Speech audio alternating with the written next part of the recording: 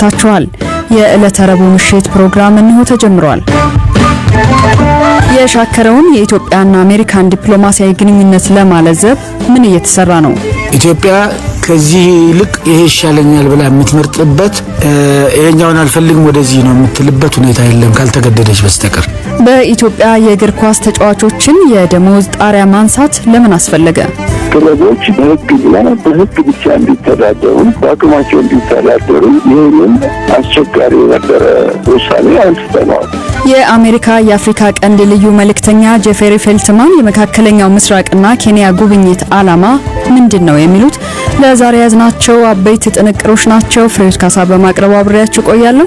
እንድትከታተሉን የአክብሮት ግብዣችን ነው።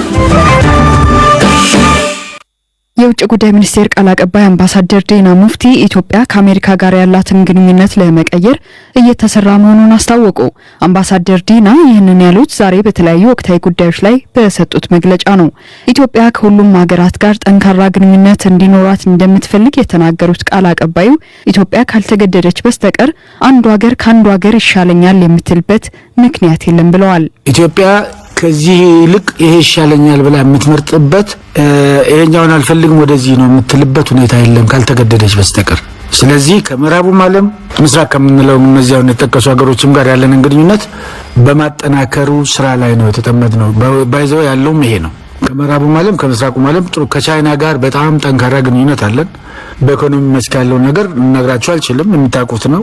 በዛው ልክ ደግሞ ከምዕራቡም ዓለም ጋር ግንኙነታችን እየተነከረ ያለበት ሁኔታ ነው ያለነው።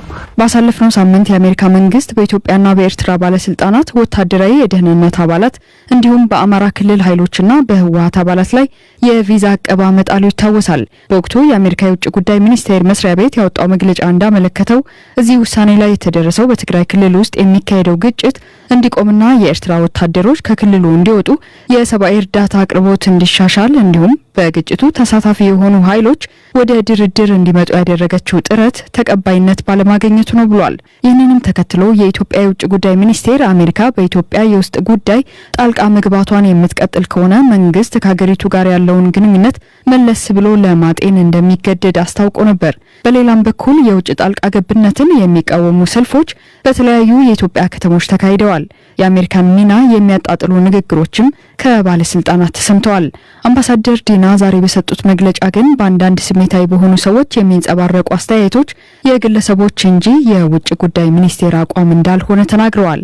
ኢትዮጵያ ለመጪው ምርጫ እየተዘጋጀች ባለችበትና የህዳሴውን ግድብ የመጀመሪያ ውጤት እየጠበቀች ባለችበት ወቅት አሜሪካ የቪዛ ማዕቀብ ማድረጓ ተገቢ አይደለም ያሉት አምባሳደሩ የኢትዮጵያ መንግስት ለዲፕሎማሲያዊ ግንኙነት ብቻ ሳይሆን ለዜጎች ደህንነት ሲል በትግራይ የተከሰቱ ችግሮችን ለመፍታት ጥረቱን እንደሚቀጥልም አስታውቀዋል። አምባሳደር ዲና ከአሜሪካ ጋር ያለውን ግንኙነት ለመቀየርም እየተሰራ መሆኑን አክለዋል።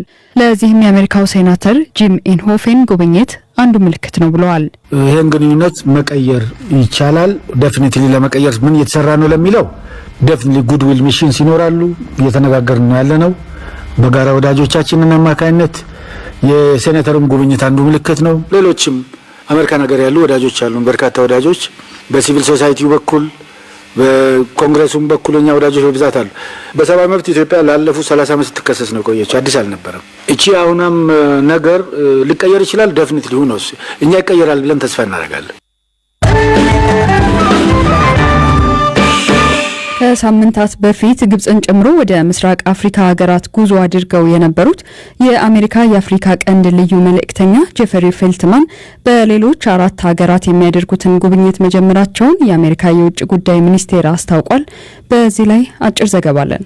ካለፈው ሰኞ ግንቦት 23 ጀምሮ ጉዟቸውን የጀመሩት የአሜሪካ የአፍሪካ ቀንድ ልዩ መልእክተኛ ጄፍሪ ፌልትማን እስከ መጪው ቅዳሜ ግንቦት 29 ድረስ በ4 ሀገራት ጉዞ እንደሚያደርጉ የአሜሪካ ውጭ ጉዳይ ሚኒስቴር አስታወቀ። ፌልትማን በሚያደርጉት ጉዞ ኳታርን፣ ሳውዲ አረቢያን፣ የተባበሩት አረብ ኤምሬቶችና ኬንያን ይጎበኛሉ። ፌልትማን በዚህ ጉዟቸው በህዳሴ ግድብ ዙሪያ ስላሉ ጉዳዮችና በአፍሪካ ቀንድ የጸጥታ ሁኔታ ላይ ይወያያሉ ተብሏል።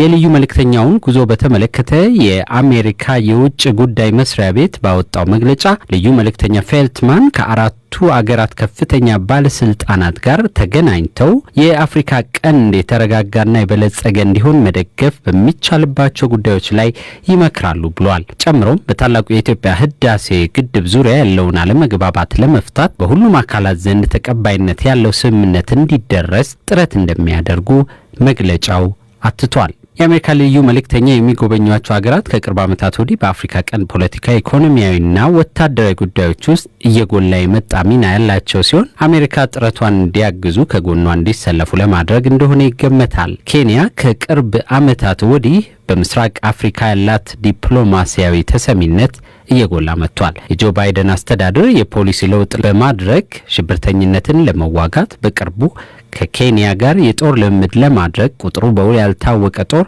ወደ ኬንያ እንደሚልክ ይፋ ማድረጉ ይታወሳል። በባህረ ሰላጤው ብሎም ከዚያ ባሻገር ተጽዕኖ እየጎላ የመጣው ኳታር በአፍሪካ ቀንድ አካባቢ ያላት የደህንነትና የዲፕሎማሲ ሚና ከፍተኛ እንደሆነ ይነገራል። ቀደም ሲል ከሱዳንና ከኤርትራ ጋር የቀረበ ግንኙነት ያዳበረችው ኳታር ከቅርብ ዓመታት ወዲህ ከኢትዮጵያና ከሶማሊያ ጋርም ግንኙነቷን አጠናክራለች። በዚህም በሱዳንና በኤርትራ እንዲሁም በኤርትራና በጅቡቲ መካከል የነበሩ አለመግባባቶችን ለመፍታት ጥረት ማድረጓ ይታወሳል። ሳውዲ አረቢያና የተባበሩት አረብ ኤምሬቶች በመካከለኛው ምስራቅና በባህረ ሰላጤው አካባቢ ሰፊ ተጽዕኖ ያላቸው ሀገራት ሲሆኑ በአፍሪካ ቀንድም የማይናቅ ሚና እየተጫወቱ ነው። ሁለቱ ሀገራት ከኤርትራና ከኢትዮጵያ ጋር ወዳጅ ሲሆኑ ጠቅላይ ሚኒስትር አብይ ወደ ስልጣን ከመጡ በኋላ ኤርትራና ኢትዮጵያ ለአስርታት የዘለቀውን ጠላትነታቸውን እንዲያበቁ በማድረግ በኩል የጎላ ሚና እንዳላቸው ይታመናል። ከጥቂት ወራት በፊት በፕሬዝደንት ጆ ባይደን የአፍሪካ ቀንድ ልዩ መልእክተኛ ሆነው የተሾሙት ፌልትማን ከሳምንታት በፊት ግብጽን ጨምሮ ወደ ምስራቅ አፍሪካ ሀገራት ጉዞ ማድረጋቸው ይታወሳል። ፌልትማን በመጀመሪያው ጉዟቸው ከሚያዝያ 26 ከግንቦት 5 2013 ባሉት ቀናት ወደ ግብጽ፣ ኢትዮጵያ፣ ኤርትራና ሱዳን ተጉዘው ነበር። ጉዟቸውም በግብጽ ጀምረው የነበሩት ፌልትማን በካይሮ ቆይታቸው ከግብጹ ፕሬዝዳንት አብዱልፈታህ አልሲሲ ጋር ተገናኝተው ነበር። በውይይታቸው ወቅት አልሲሲ ግብጽ ከአባይ ውሃ የምታገኘው ድርሻ መቀነስን አትታገስም በማለት ስለመናገራቸው ዋሽንግተን ፖስት ዘግቦ ነበር። ፌልትማን ወደ አስመራ በተጓዙ ወቅትም ከፕሬዝዳንት ኢሳያስ አፈወርቂ ጋር ዘለግ ላለ ሰዓት መወያየታቸውን የኤርትራ ማስታወቂያ ሚኒስትር የማነ ገብረ መስቀል አስታውቀው ነበር። 4 ሰዓታት በቆየው ውይይት ፕሬዝዳንት ኢሳያስ አፈወርቂ በአፍሪካ ቀንድ ያሉ ችግሮችን ለመፍታት ኤርትራ ከአሜሪካ ጋር አብራ ለመስራት ቁርጠኛ መሆኗን ተናግረዋል ሲሉ የማስታወቂያ ሚኒስትሩ በትዊተር ገጻቸው ላይ አስፍረውም ነበር። ፌልትማን በድርድርና የሽምግልና ጉዳዮች ላይ ጥናትን በማካሄድ እንዲሁም በአደራዳሪነትም ጭምር ከፍ ያለ ልምድ እንዳላቸው ይነገርላቸዋል።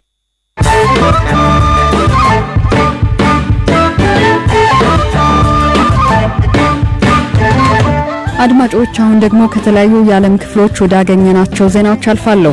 በኢትዮጵያ 37000 በሚሆኑ ኮምፒውተሮች ላይ የሳይበር ጥቃት ለመፈጸም ሙከራዎች እየተደረጉ ነው ሲል የኢንፎርሜሽን መረብ ደህንነት ኤጀንሲ አስታውቋል። የኢንፎርሜሽን መረብ ደህንነት ኤጀንሲ በማህበራዊ ትስስር ገጹ ባወጣው መግለጫ ይህንን ለመፈጸም እየሞከረ ያለው ሳይበር ሆረስ ግሩፕ የተባለ የመረጃ ሰርሳሪ ቡድን ነው ብሏል።